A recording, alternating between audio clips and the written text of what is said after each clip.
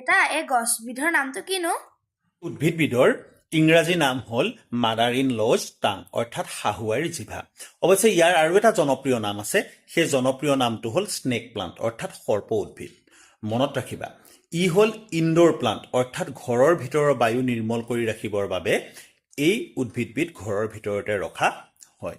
এতিয়া কথা হ'ল, ইয়াক শাহুৱাইৰ জিভা বুলি কেলে কয় গম পাইছেনে?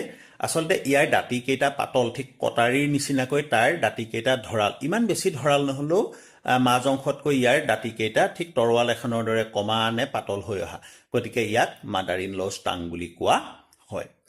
এই উদ্ভিদবিধৰ মেডিচিনেল প্ৰপাৰ্টিজ আছে ইয়াৰ, গম পাইছেনে? অৰ্থাৎ ইয়াৰ ঔষধি গুণ আছে।